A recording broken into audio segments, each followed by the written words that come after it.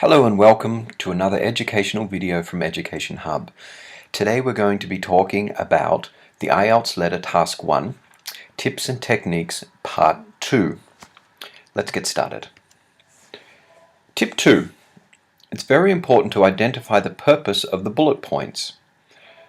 For example, it could be asking you to complain, it could be asking you to make a request, it could be asking you to provide an explanation, an apology, an application, a suggestion, or it could be asking you to provide a combination of these tasks.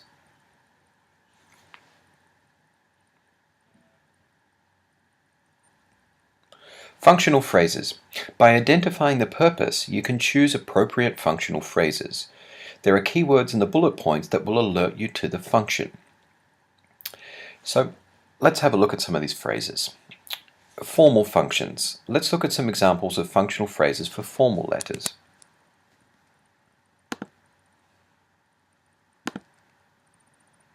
For example, if you are asked to make a complaint, which is a very common function in IELTS letters, you can start with one of the expressions mentioned here. I am writing to express my dissatisfaction with, or I am writing to express my annoyance with. Now, by memorizing one of these phrases, you know how to begin your letter, and you know that if you've identified a complaint, that you have the right function. The second one, giving bad news. I regret to inform you that, I regret to advise you that, I'm afraid I have some bad news. Again, if you can identify that the question is asking you to mention something about bad news, then you have a phrase before you go into the exam that you can use. Giving reasons, another very common one. Now these are quite short, but it will help you start your sentence and also answer the question. This is because, this is as a result of. Purpose. So if you're not writing to complain, at the beginning of every formal letter we need to give the purpose, and there are a couple of expressions that we can use to start our letter. I'm writing in connection with, the purpose of this letter is to, the reason I am writing is. Again, we can memorize one of these, and one of these will help us to begin our letter, because we know that with every formal letter it's going to begin with a purpose, whether it is to complain, as the first one is mentioned up here, or whether it is just to give the purpose of the letter without a complaint attached. Next, asking for help.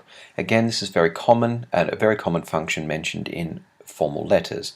I'd be grateful if you could, I would be grateful if you could, I would appreciate it if you could. Many different phrases we can use for asking for help, but by identifying it in the question, again, we have a phrase, if we've learnt it before we go into the exam, with which to help us start the sentence, and with which to help us have a grammatically correct sentence. So as you can see here, there are 8 different functional phrases. If, for example, we are required to use, let's say, 3 of them.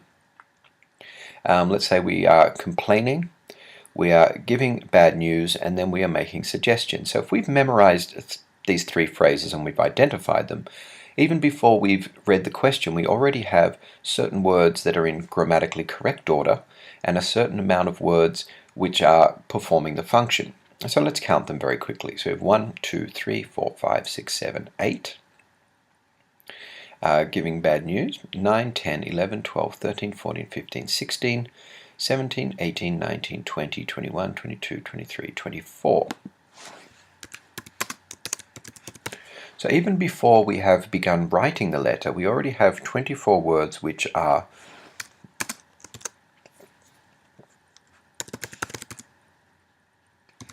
answering the question, introducing the function, have the correct tone, and are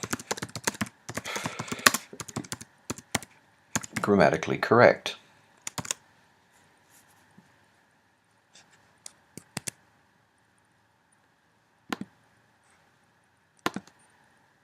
Next we have informal function. Let's look at some examples of functional phrases for informal letters, that should say.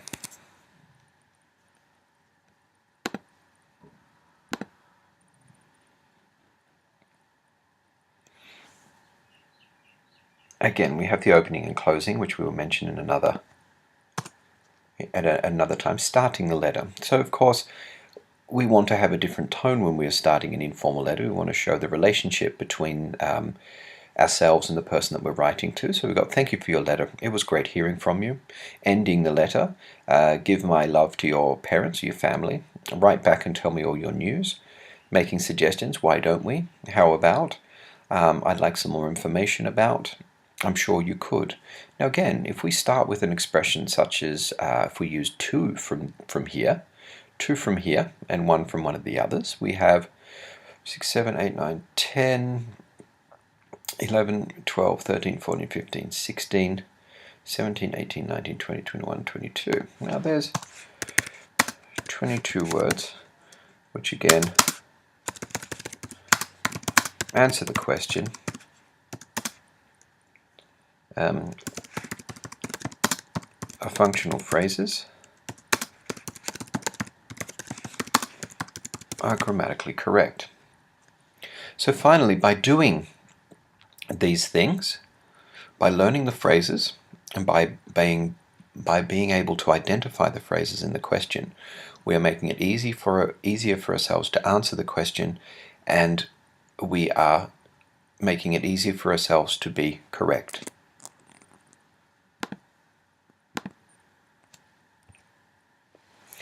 Finally, thanks again for watching another video from Education Hub. For more lessons, please go to educationhub.net.au. We wish you all the best for your future studies. Thank you.